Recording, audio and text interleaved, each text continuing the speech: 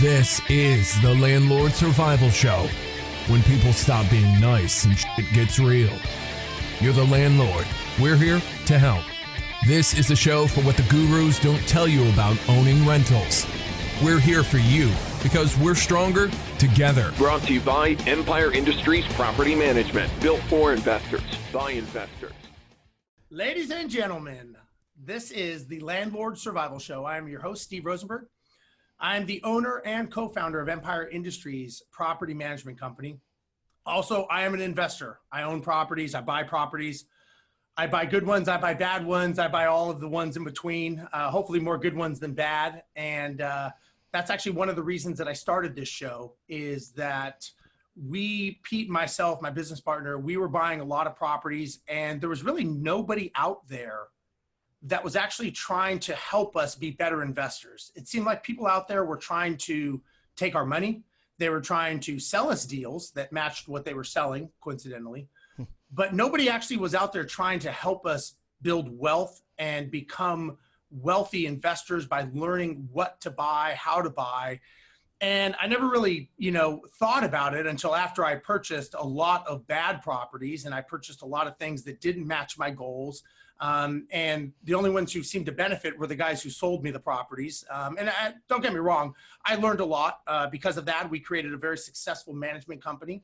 And what we've done now is we've created this podcast show, the Landlord Survival Show, specifically to help investors that are trying to figure it out. Because, as we get more technologically advanced, as we get more and more things that get thrown at us from the internet and other stuff, there's more opportunities and more options, which sometimes that's good, sometimes that's bad. It's kind of like going to a menu where you have 4 or 5 pages of options as opposed to just one thing on the menu.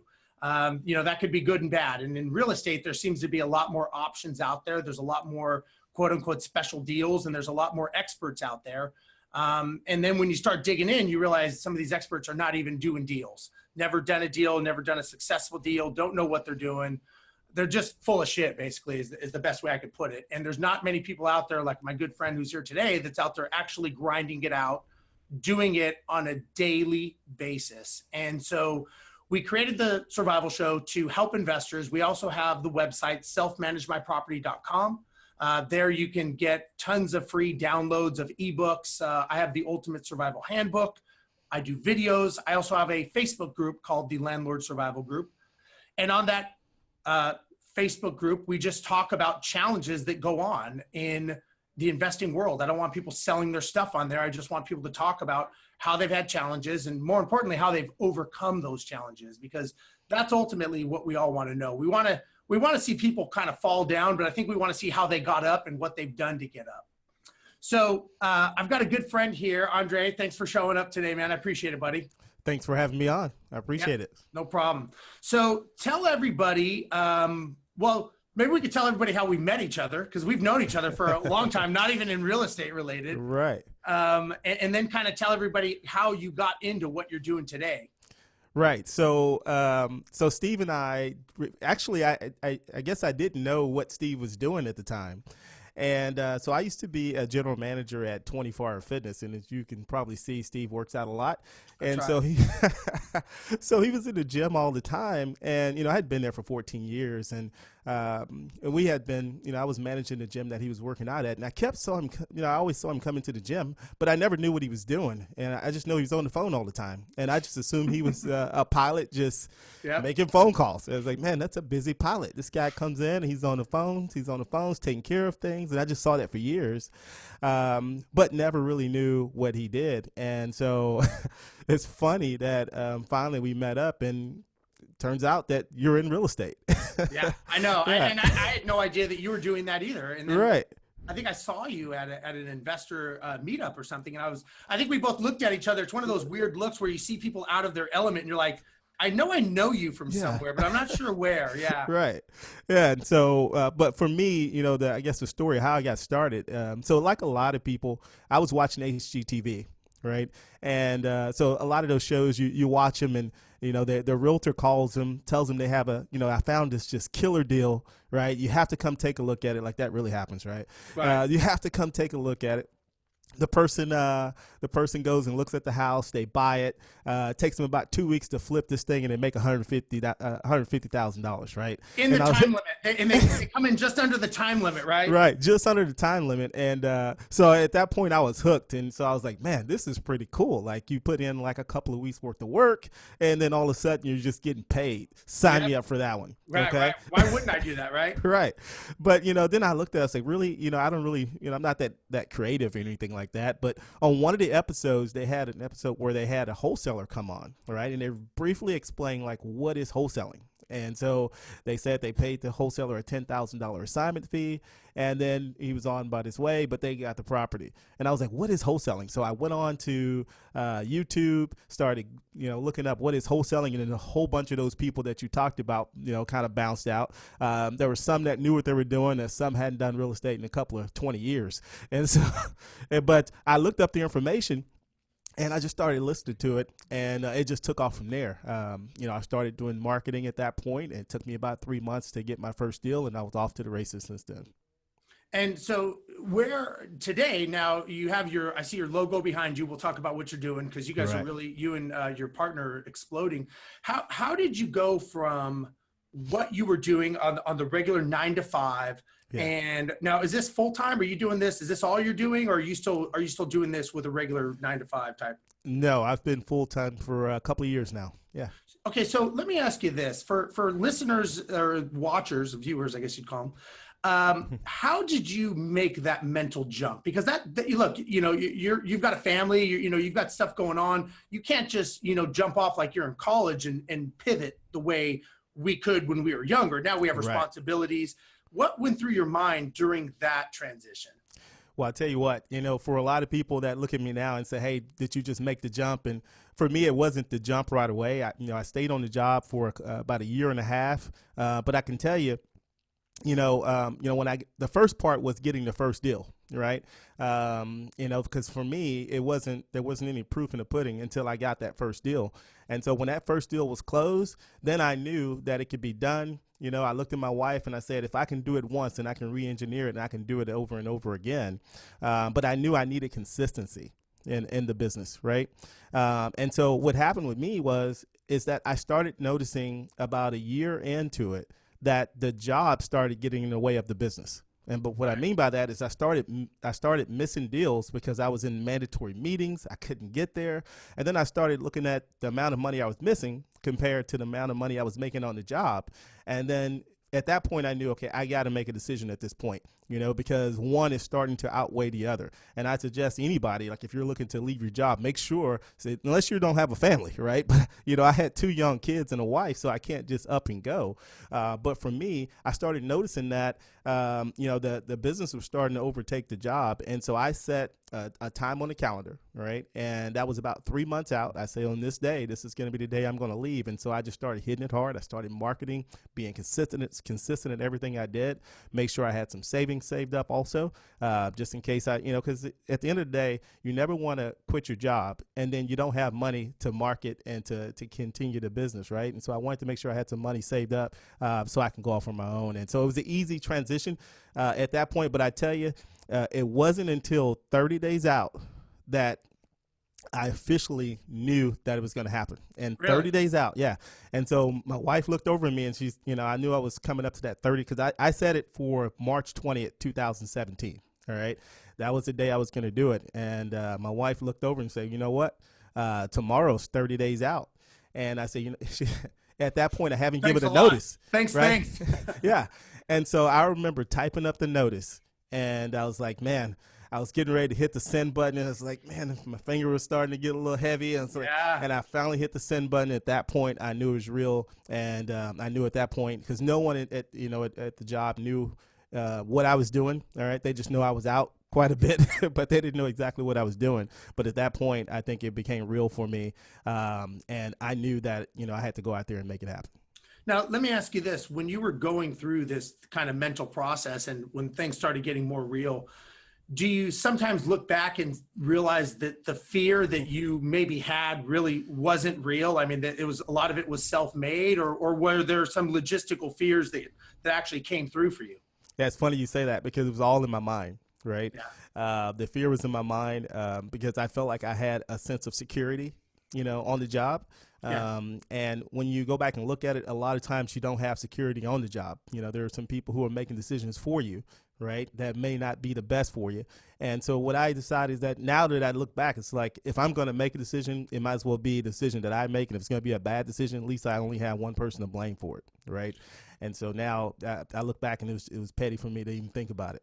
Yeah, well, it's funny because coming from the airline industry, that safe, secure job that you think you have, being an airline pilot, you think it's pretty safe and secure. And what's scary is it's actually the most unsafe, unsecure job you could have because you're so specialized. I mean, when 9/11 hit, which is what started me down my path, was, I had no skills to do anything else. I could not do anything except fly an airplane. And if the airline industry went bankrupt and all that happened, I actually was, you kind of sit back and you talk yourself into and out of things. And I could talk myself into in the same day how safe and secure my job was. Meanwhile, I get a furlough notice saying, we don't think we're going to need you after 9/11, to the most unsecure. And you're trying to rationalize how you can fix it. And all of it, good, bad, or indifferent, is made up in your head. You have these mental wars going on.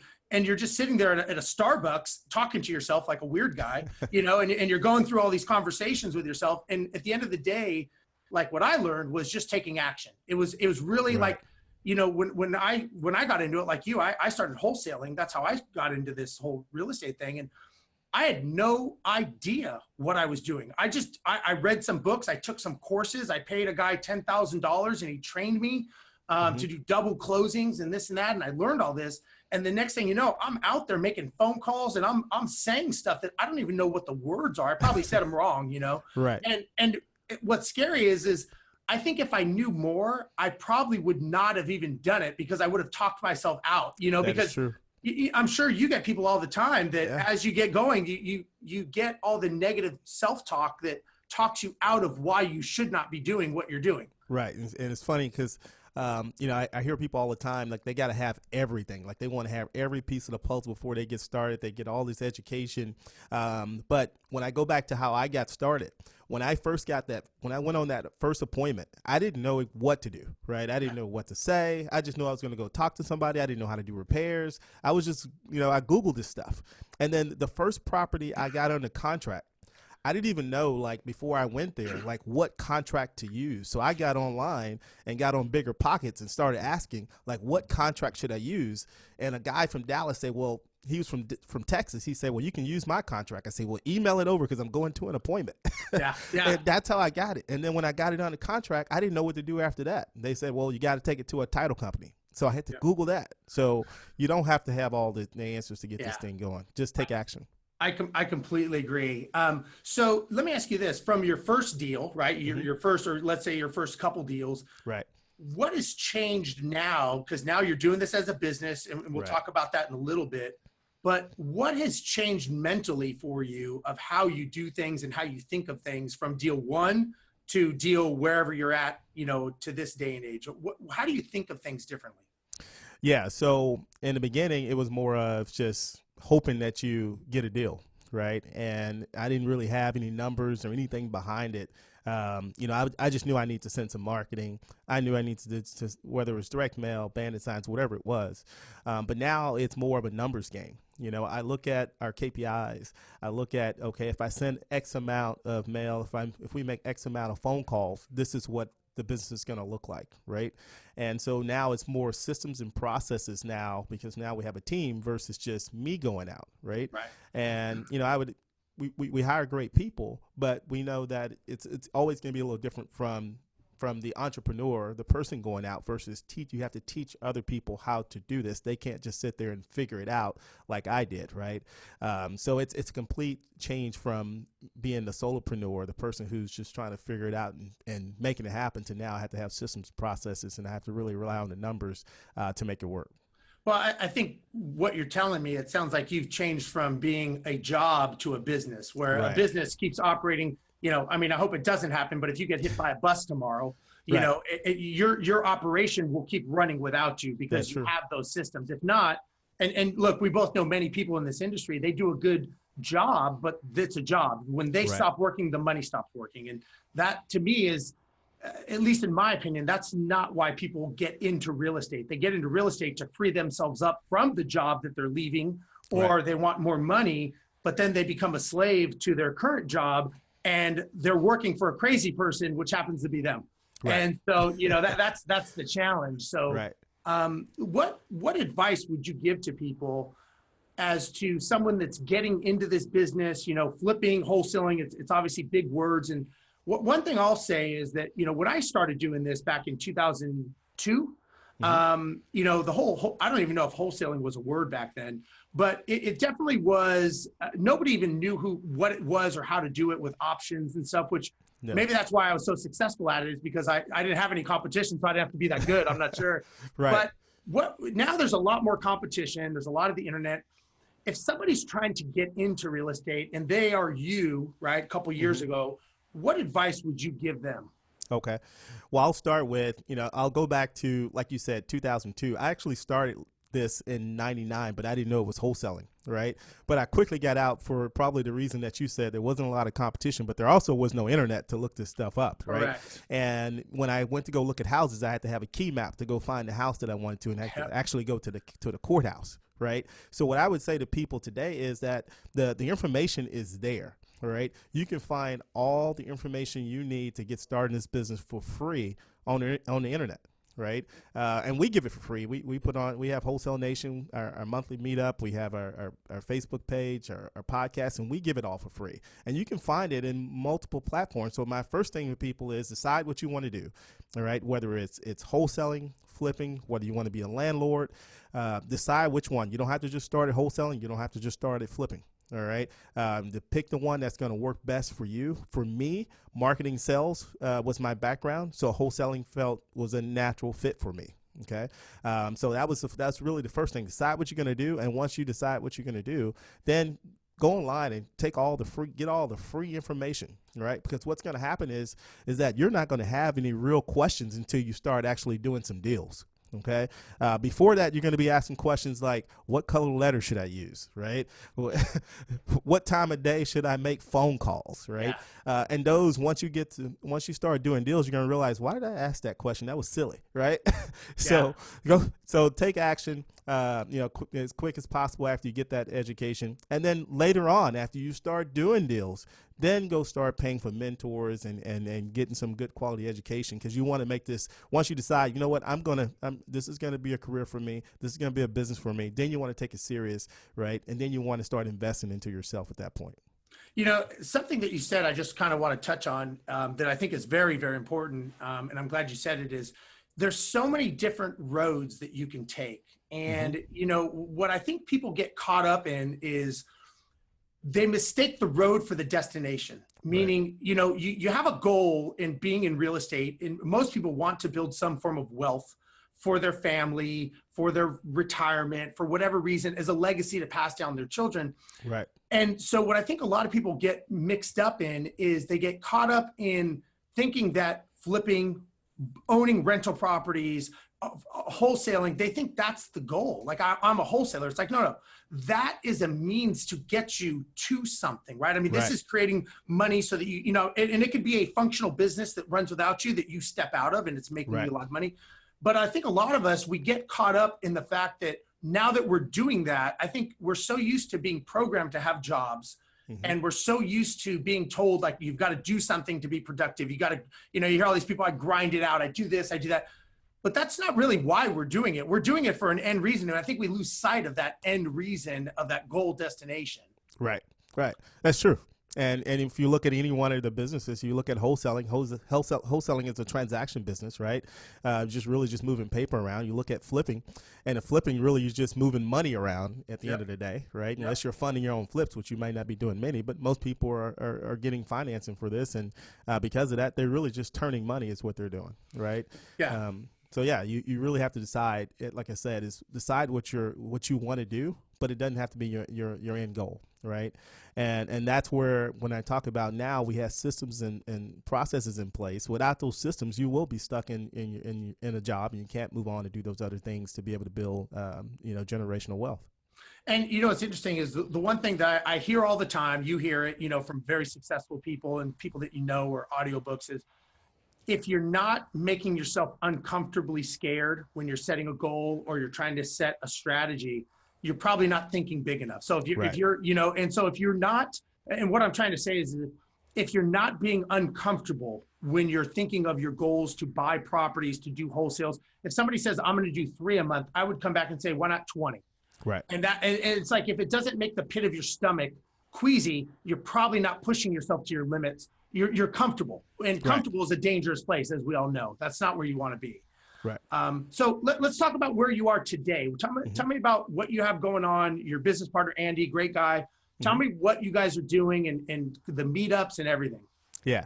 So, for my wholesale business, so of course, we're of course out here in the Houston market. We got a team together that are out there looking for deals. I hadn't been to a house since 2017 now.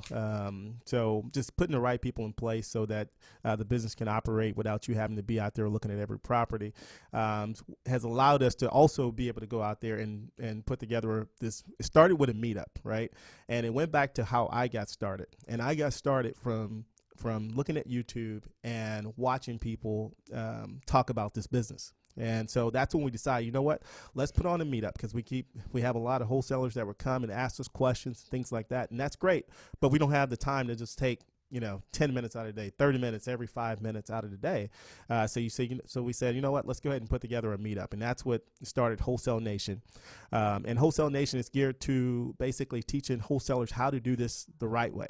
And so, you probably see it all the time. You see all the blasts that go out, and you see these deals that don't make a lot of sense, where they, whether it's a put out there for someone to flip, and they said the repairs is $15,000 when reality the repairs are $50,000. You can see it in the pictures. Yeah. And we said enough is enough. We're going to teach people how to do this the right way, because it's a reflection on us. So on the industry as a whole, right? Yeah. And so we didn't want that, right? And we wanted to teach people how to do this business, how to market, right? And that's where it all started. And so that's where the first meetup started. We started this a little over a year and a half ago. We've been having it. It's the first Monday of each month. From there, we decided, okay, now we can take it further. And we started our podcast, and the podcast was exactly the kind of the same thing, but now we're able to spend an hour talking on a specific topic, right, where we're doing the talking.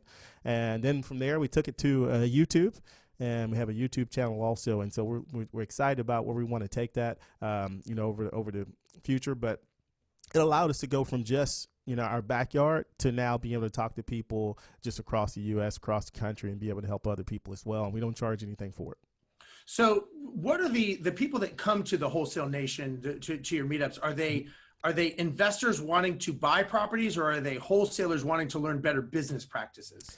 Yeah, so it's funny. Like we set this up for wholesalers, but then everyone started showing, right? But I would say that primarily it's people who want to learn how to market and source their own properties. Right. Okay. And so whether that's a flipper or a landlord or a wholesaler, right, if you're going to buy a deal at the cheapest price, it's the deal that you go find and get on your own. Right. And so that's where I think that's where we start getting a lot of people who are not wholesalers, is people who want to learn how to go find their own properties, maybe because they've been looking at these properties and it's not making a lot of sense for them. Okay. Right. So we have a good mix of people, but I will say that the majority of our people are going to be people who are wanting to get into the wholesale business, or are they in the wholesale business already? So are you maybe thinking, I know you're kind of coming at this as an educator. Are you thinking of maybe creating some sort of course, something to kind of bundle it all up? So, build it once and sell it over and over again, or what's the plan? That wasn't the original intention. Right. But now that we've been doing it, that's something we'll leave that open. That may be something we look at here in the future.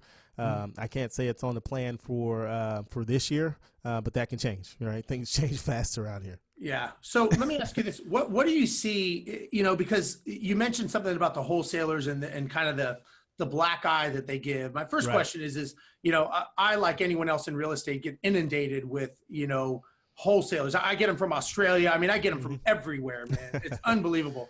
Right. But let me ask you this: what happens to those deals? Because I think there can't be anybody that actually buys this. Like this is a crappy lot, right, in the middle of nowhere in a septic sewage system area. Right. Nobody's going to buy this deal. Like, what happens to that deal? Well, the sad part is the seller gets stuck with the deal, right? The wholesaler shows up, gives them a settles on a price that doesn't make sense, right? Right. And unfortunately, nothing happens with that deal. You know, that deal that's overpriced, who's going to buy it, right? And if they're a new wholesaler, they definitely don't have the buyer's list to be able to sell it.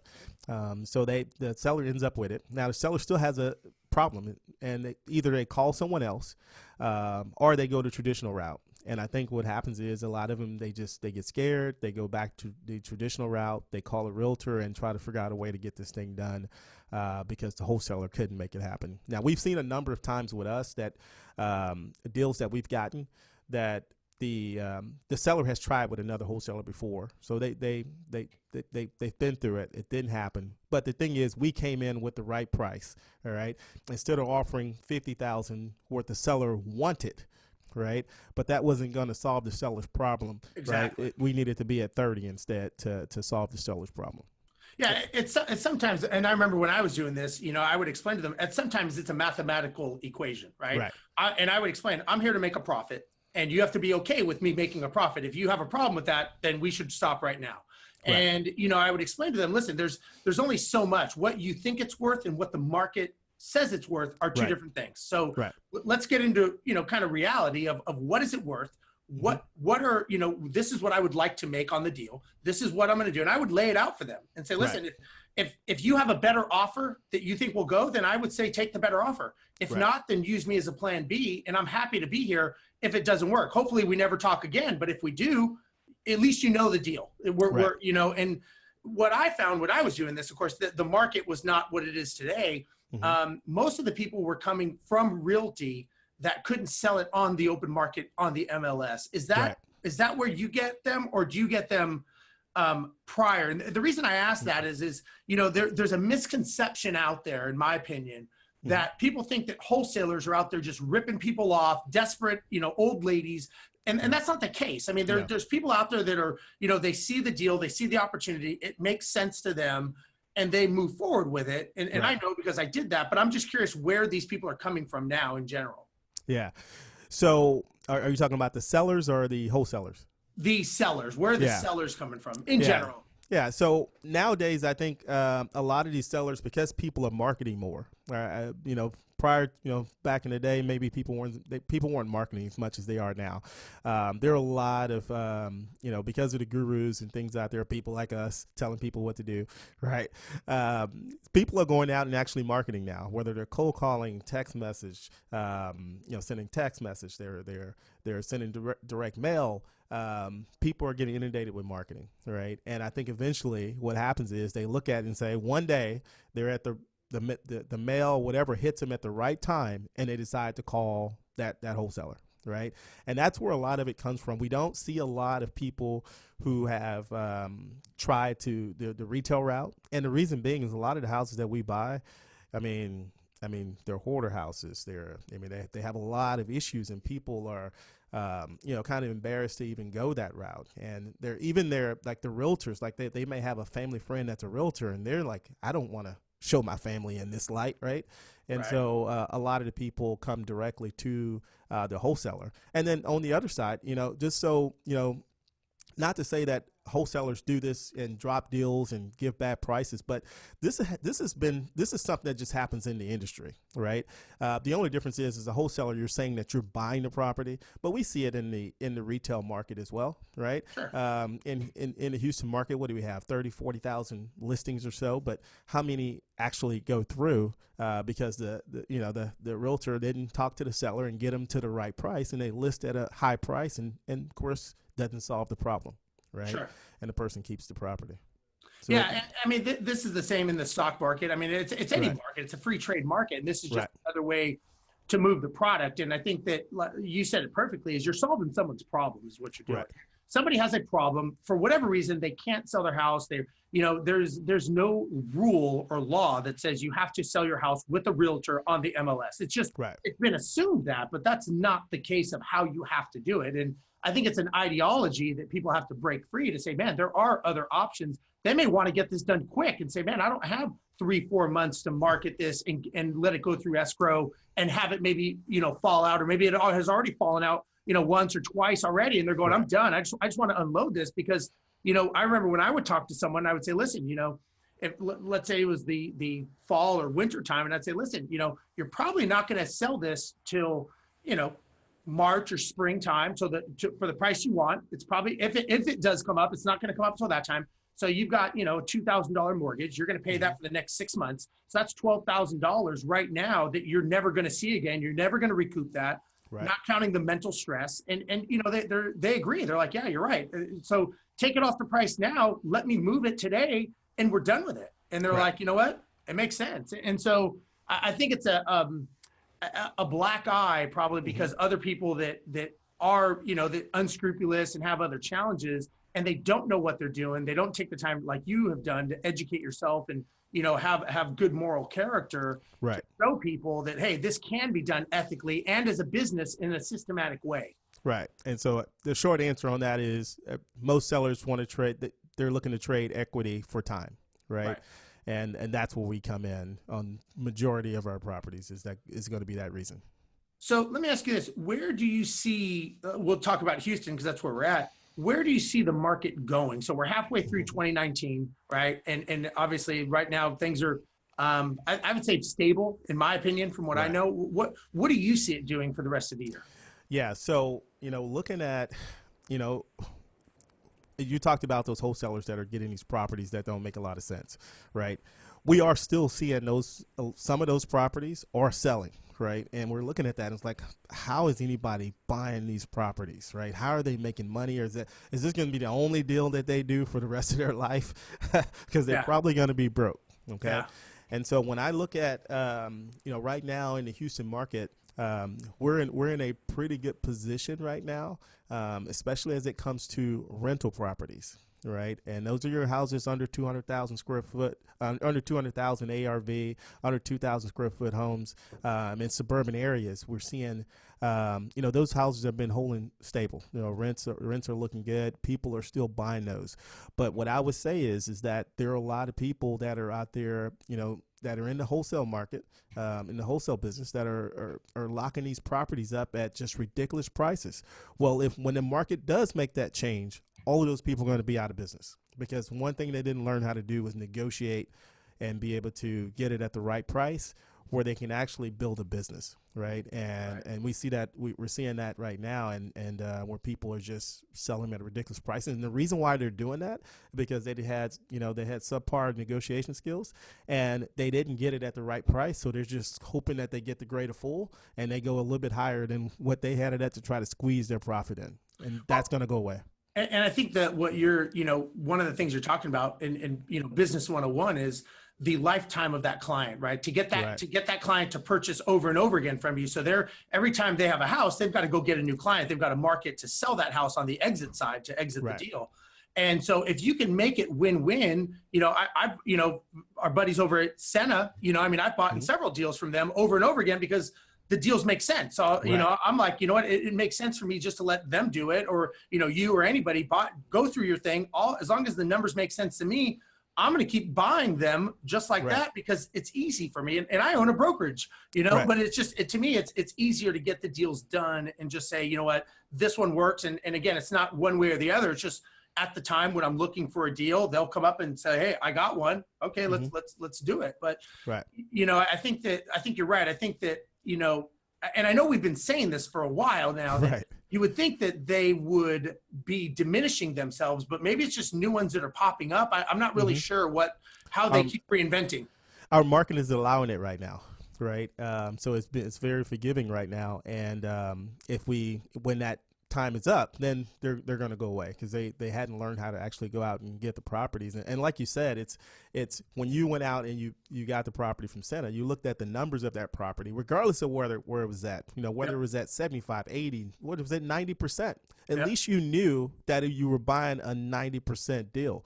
The issue that we saw out there is that people were putting out that they had a 65% deal that was actually 100% deal, right? Ouch. And so that's where the problem comes in, is just, making sure, they're changing the after repair value, they're decreasing the repair numbers just to put in your profit. That doesn't make a lot of sense. That doesn't help a lot of people.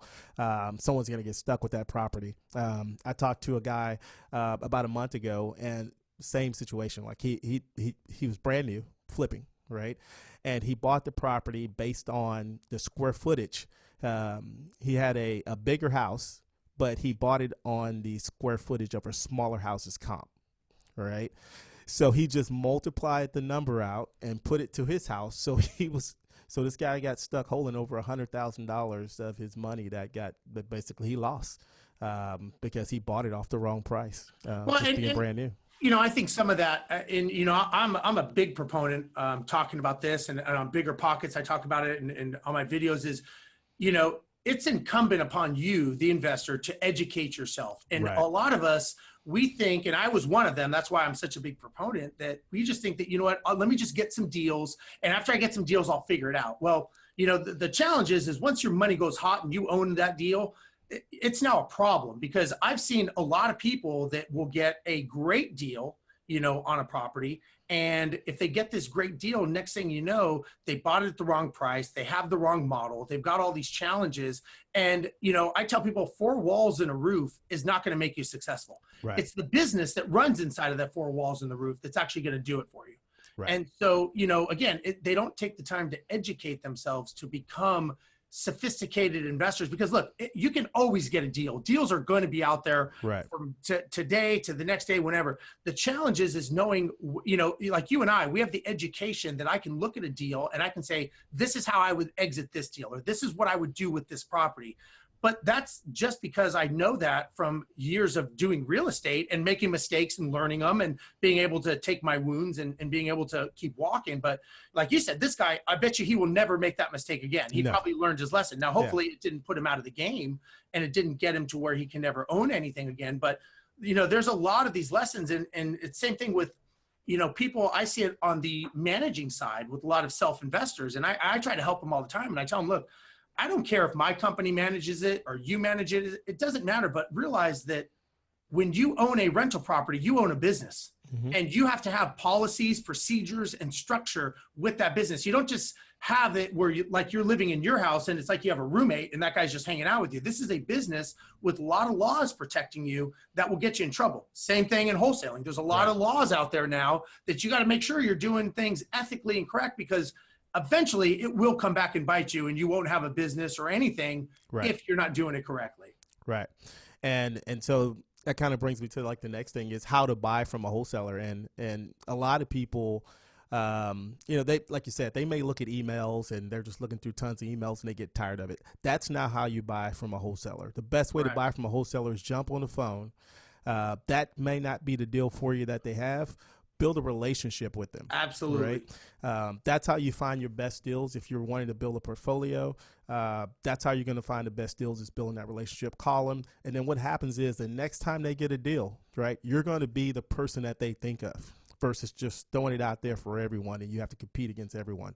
And that would probably be my best advice. The next thing is like, once you go out and look at the property, if you are not trained to be able to assess repairs, take your contractor with you, right? Smart. A lot of times you have to make a decision right there on the spot because there may be someone else. Keep in mind that the whole end result is we're trying to solve the seller's problem, right?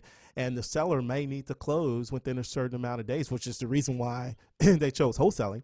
Right. So you have to make sure that you're ready to make the decision, and you don't want to just make a rash decision and have and then of course you go hard on your money and lose your money. And then the third thing is take your earnest money to the title company. right? You never know who you're dealing with. Don't give it directly to the wholesaler. Take it to the title company. And that way you make sure that your investment is sealed, but also if something goes wrong, right, that you're able to get your money back without having to run down a wholesaler or anybody that doesn't give you money back, right? Man, I can tell you so many times when I bought properties, when I would cut a corner, when I wouldn't, I mean, we used to buy properties, you drive by, it was boarded up, but the numbers made sense. It's like, okay, we'll take it. You're buying these $30,000, $40,000, $50,000 houses. Yeah, no problem. It's going to rent for $900, no problem. Mm-hmm. Every single time I did that, it was the biggest mistake I did, man. And I would think like, I'm not going to do that again. But it was like, everybody was in a rush, right? Everybody was pushing me to do, oh, it's a good deal. This now, okay, you know what? Let's just get it. We'll bring it into the fold. We'll deal with it later. And every time, man, so what you say is so true because you get caught up in the heat of the moment, right? You got wholesalers saying, hey, I've got 5 other people behind you. You've got to hurry up and get this done. And again, you get pushed into a direction. And if you're not educated, like when I first started buying them and holding them, I wasn't educated on that side of it. So, I got taken advantage of many times because I kept thinking that I could outsmart it and I would figure it out and learn as I went. And, either you're going to learn or you're going to run out of money. One of the two is going to happen sooner than later, Right. And in the beginning, and that's why when you're first getting started flipping or let's say that you want to rehab it to keep it as a rental, in the beginning, you need to have somebody there watching and making sure you're getting your numbers correct. But just like we're wholesaling, what happens is after you've done, some deals, what happens, you see that same house over and over. You see the same type of repairs. You can walk in the house and say, okay, well, it's going to cost me this to be able to do it because I've seen it, even though it's not the same house. It's all the same. The walls are the same. You're able to figure out what the repairs are very quickly and make a decision. So that changes, but get good education in the beginning. And, it's like our business coach told us, he said, business doesn't get easier, you get better. Right. And I always remember that thinking that makes a lot of sense because basically the houses don't get any better. You just get better at assessing them and you get smarter and you get quicker. And so hopefully you're getting better, if not, you don't want to be getting worse, but that's the whole thing. So let me ask you this. Do you have any times that you can recollect or a story? A lot of our listeners like to hear the story of the, now, you're this big guy, you got this guru, you're doing this nation, you're untouchable, but they all want to hear the story of when you made a mistake or a deal that was a keep you up at night type scenario. And everybody has them. I have them. We all have them. Do you have one that you could share for people? Yeah. So I would say I'll go through this one. So we had a house in Channelview, right? Okay. And this one sticks out the most, and I probably talked about it a lot for that reason. But basically what happened was we went out, we got a house under contract, very good price. The house we got it under contract for $30,000. Okay. And this house had a ARV of somewhere between, I guess, 140, 150. Okay. So our salesperson did a very good job of getting it locked in, even though the seller wanted more money. This is what he locked it up at. And so it was a bunch of lessons that went into this. All right. So we know this would be something that we would have to close on and then resell it and get it out there. Right. So we already had a buyer already lined up for this property. But what we decided to do is get cute. We decided we're going to blast this property out anyway, just to see if we can generate extra buyers, people, but we were just going to tell them, man, that one's already sold, right? Well, what happened was a daisy chainer got it. And so for those people that don't know what a daisy chainer is that wholesaler that without telling you goes and marks this, takes your marketing and resends it out to their buyers, right? Without locking the deal up. And so that's a daisy chainer. And that's something that we don't condone. It's something that we talk against. It's not doing that because now what are you selling at that point? You're brokering without a license. There's a whole lot of things going on that you're doing wrong because you don't have a contract that you're marketing. You're actually marketing the property at that point. So this daisy chainer was a little bit more advanced than most daisy chainers. And what she did was she saw our ad, right? She went to the seller, knocked on the door, and said, sir, I saw that you're selling your property. What if I can offer you more? And she offered $60,000 for the property. And of course, what did he do? Yeah. She doubled what you guys were. Yeah. Right. But he called us first, right? He called us and said, you know what? He didn't say anything about that. And he said, you know what? How about we do this? Right. I need more money because I'm moving out of state. This just isn't working for me. I made a decision too fast. Right. And at that point, the decision, it didn't come to me. That was, and I didn't get a chance to make the decision. We had an ex-employee that made the decision and said, we can't do that. Okay. And the seller went on with the other wholesaler. Well, of course, we had a cloud on the title. We had a memorandum. She couldn't do anything with it, but she wouldn't back away. And she had the seller on her side. So while we were duking it out and we finally got her away, another person bought the property. Whoa. Another person bought the property, but this person bought it with an attorney, didn't get title insurance. And so we thought that this person is going to keep this property forever, right? And of course they didn't. And so they ended up trying to sell the property, and they had to pay us to remove our cloud for doing that. But I guess the learning thing about this is that we didn't make nearly the amount of money that we would have made on this deal. Greed was one thing that came in, right? But the other thing is we didn't solve the seller's problem. The seller needed more money in order to make this happen. We would have bought it at 60. It would have still been a good deal for us. Right. But that was a learning. We learned a lot. We learned a big lesson there. I can't say that we lost money that we didn't have, but that took us about 3 to 4 months of, getting attorneys and all this to make this deal happen. Sure. So. Yeah. And again, you got to factor into your time. What's your time right. worth of just dealing with this, as opposed to, like you said, of saying, okay, you know what solves the problem? Let's do it. Let's call it a day, move on. Right. Give them the price. And and sometimes your ego gets in the way, right? You're like, right. I'm not going to let someone out of, a principle, right? It's not a principle, and it's like, that's your way of saying that, your ego is getting in the way, but we use principle as the word, Right. Wow. That is a good story. That's a good lesson. Yeah. Mm-hmm. Well, listen, I appreciate you coming on the show today. If an investor or wholesaler or anybody wants to get a hold of you, or they want to come to your meetups and they want to talk to you, I've never been invited to speak there, but I'm guessing that I will. We're going to send you the invite. Yes. But if they want to get a hold of you on Facebook and internet, how do they do all that? Yeah. So on Instagram, you can reach us at The Wholesale Nation on Instagram. We also have the Wholesale Nation Facebook group. And on there, we usually put out about our meetup. It's the first Monday of each month. It's at the Hilton Garden Inn, just north of, just across the street from the Methodist Hospital, Willowbrook Methodist Hospital. But it's from 6:30 to 9, the first Monday of each month. And there we go through just A through Z of how to work this business. So we call it MMA. We go over mindset, marketing, and acquisitions. And we just pick out one part of that, and we just really dive deep. And so if you're looking to learn how to do this business, if you want to learn how to go and source your own properties, you don't have to be a wholesaler to be there. That's what this is all about. So we welcome anybody to come out. And I'm sorry, what was your website? The website, if you go to Draco Properties, it's really a Facebook group. It's The Wholesale Nation would be the best way to interact with us. And then we'll invite you in, and then from there, it's just a group to be able to help people in this business. That's great. That's great. And if you want to go to our Facebook group, it's the Landlord Survival Group on Facebook. You can go ahead and join. Again, there's a lot of people. You guys are on there. I know there's a lot of other people on there. Also, if you want to go to our website, selfmanagemyproperty.com. And there we just have a ton of free information you can share. Or if you want to check us out at Empire, it's empireindustriesllc.com. And again, this show is, we stream it on Facebook, but it's also on iTunes, so you can download it. And again, we just appreciate people watching the show. I hope this educates people on the wholesaling and kind of everything that goes along with it.